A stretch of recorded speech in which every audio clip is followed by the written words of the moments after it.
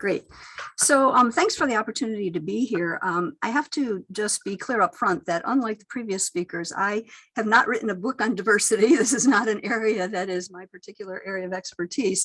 So I'm really coming at this from a bit of an outsider's perspective. And the perspective I bring is one of an environmental economist. So in that sense, it's an economic perspective, but it's an environmental economics perspective. And I think the reason that might be notable is because it influences how we think about what we're trying to achieve in some sense. So here the focus of the discussion of economics has been on resilient corporations and sustaining corporations. And environmental economists, I think, typically think about the objectives being more of a social welfare maximization. And so that may or may not involve sustaining certain types of markets or certain types of corporations. And so I think that's a question that perhaps is something that we could discuss a little bit, maybe during the discussion section. So let me, why am I not? Okay, so let me just start by saying that I'm going to approach this from a very kind of general high level perspective. This is intended to be a dialogue is my understanding. So I'm going to try to just make some comments that perhaps, as I said, put this in a slightly different perspective and generate some discussion. But the goal here, as I understand it, is to do two things. Try to first define what are the key values of diversity. And secondly, to identify potential trade-offs for embracing diversity and transformations needed for more resilient and sustainable markets. So again, I underline the resilient and sustainable here because those terms and what they mean and the extent to which we want to have those as our objectives, I think can vary depending upon the circumstances. So let me start by saying that I think it's, in my view, very important to think about diversity as a means toward an end rather than an end in and of itself. And maybe that's obvious to this group, but usually when I hear discussions about diversity, it's very often in the context of diversity, equity, and inclusion. And so the word diversity is put alongside equity and inclusion as though these are parallel in some sense concepts.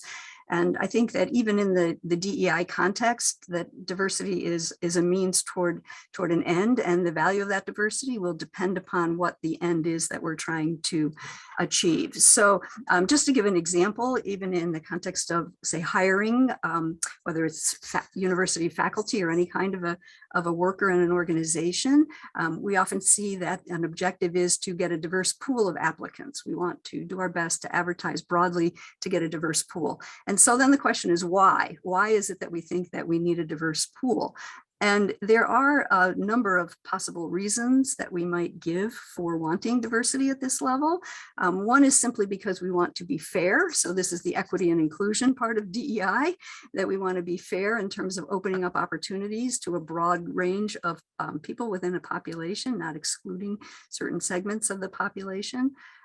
Alternatively, we might think that by being more diverse, we will somehow have a better chance of getting the most qualified people into that pool.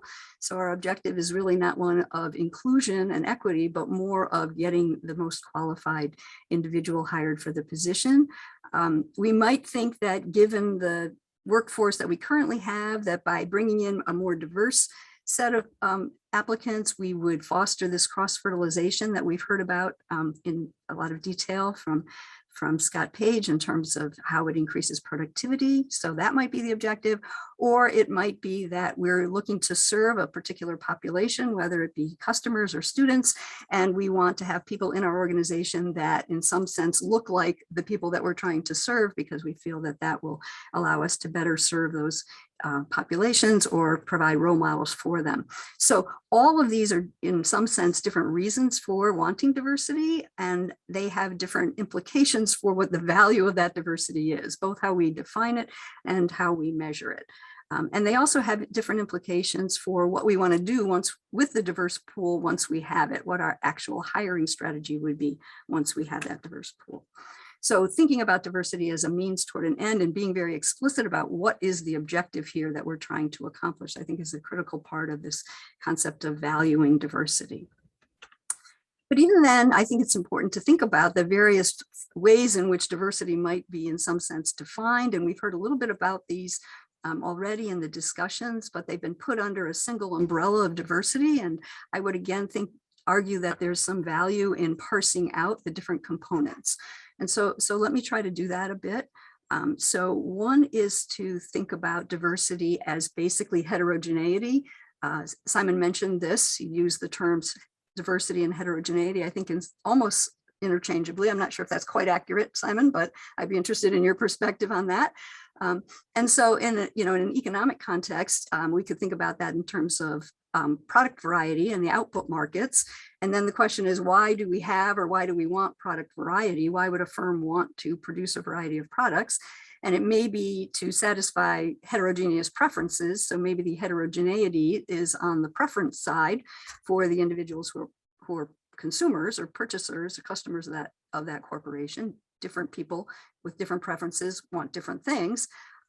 But it also might stem from heterogeneity, a preference for heterogeneity. Basically, any individual likes a variety of things. And so that's, again, a very different notion of heterogeneity. It's within a person as opposed to across people.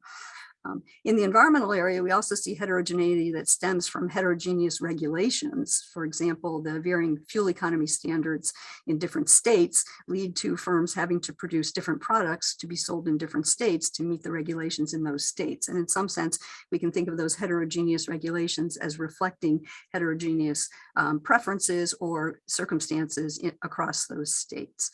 And so again, the value of that product diversity depends upon what it is that it's trying to achieve.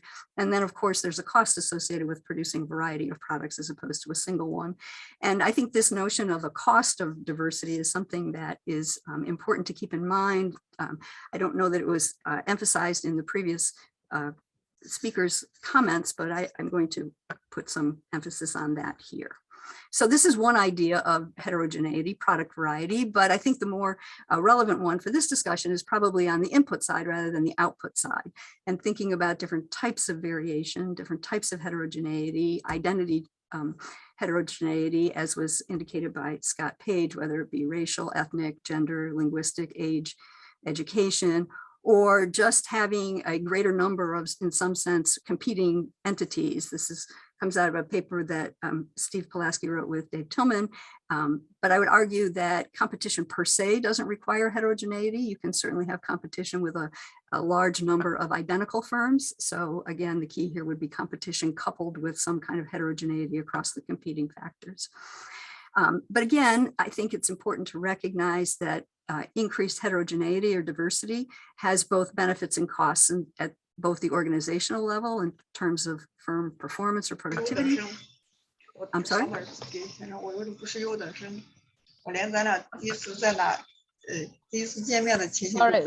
somebody should mute. Somebody needs to mute themselves.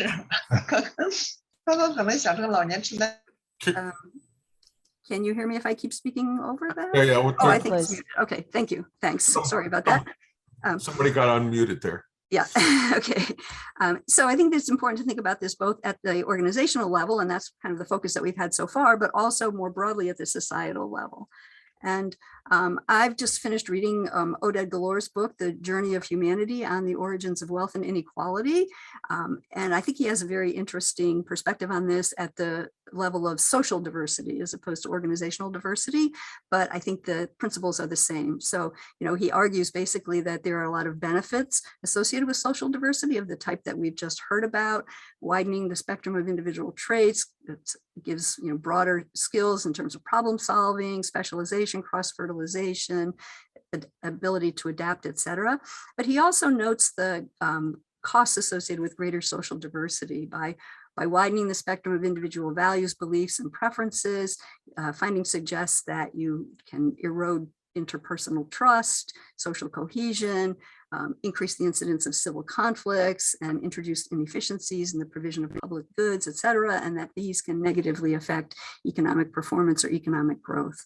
And this is quantitatively important in the sense that the estimates suggest that about a quarter of the unexplained variation in prosperity between nations was attributable to societal diversity. So he argues that there's sort of an optimal amount or a sweet spot for the level of social diversity that promotes human well-being, and that balances the benefits associated with all of the things we've heard about already, operating both, as we said, at the organizational level, but also at the societal level, balances that against the costs associated with this fractionalization in some sense that that leads to more conflict, more less trust, et cetera. And so in some sense, the implication of that is that we have, if we look at what increased diversity does, if it's good or bad in some sense, that's going to vary depending upon the circumstances.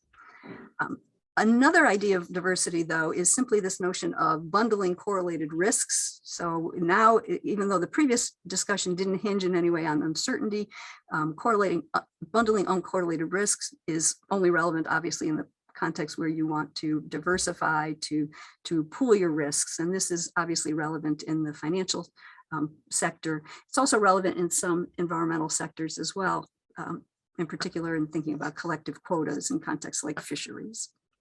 So that's a second concept, but a third concept is really just one of having more options, having a diversity of options in some sense.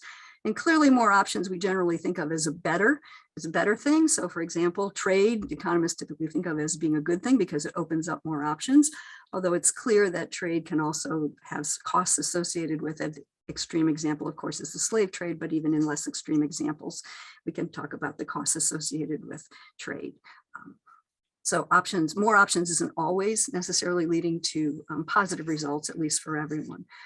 A variation on this, and so what I termed here as diversity 3+, is having more options, not just because more options are better, but as an ability to respond to new shocks or new information. So the concept of response diversity that is discussed by, I think, a number of ecologists have used this term, and we've certainly used it in a recent paper that a group of us are working on. So this would be the idea, for instance, that if you have an economy that has a diverse base, it's not solely dependent on a single sector, that it can better withstand shocks that might come along down the road. Of course, by doing that, by diversifying, you lose some of the within industry agglomeration economies that you might otherwise be able to benefit from.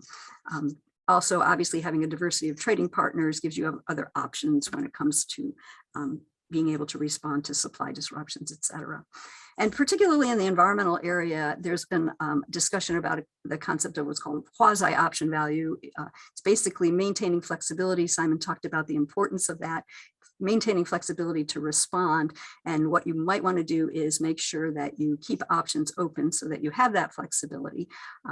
But this very much depends upon the options to, if it depends upon irreversibility. So basically the idea that I can't undo what I've done before when I find out that in fact it was a mistake to have lost something that I now wish I had back. It doesn't depend on risk aversion. We haven't really said anything about risk aversion here yet, but I think it's an important concept in some contexts.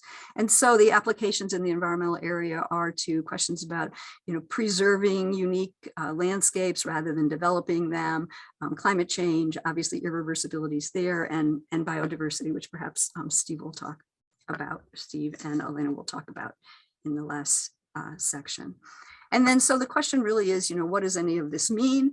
And I think I would just sort of summarize the points I'd like to make by saying it's important to think about the goal. When we think about resilient and sustainable markets, is that from an economic perspective? Is that from an environmental perspective? Environmental economists usually think about environmental sustainability rather than just economic sustainability. There are clearly some markets, like the fossil fuel markets, where we wouldn't be able to sustain them in the long run, and we wouldn't necessarily want to. We certainly wouldn't want to. So I think we need to be careful about what we mean by and why we want to have resilient and sustainable markets. What role does diversity play in sustaining those markets? What's the value? And I would argue that depends upon what the goal is, and we need to be explicit about that. And be explicit about what we mean by diversity, whether it's just heterogeneity, or we're interested in risk pooling, or we're interested in flexibility. Those are very different concepts there. And the question, I think, in the end is recognizing that there are both benefits and costs. And so is there sort of this sweet spot that we might think about in terms of an optimal amount of diversity? So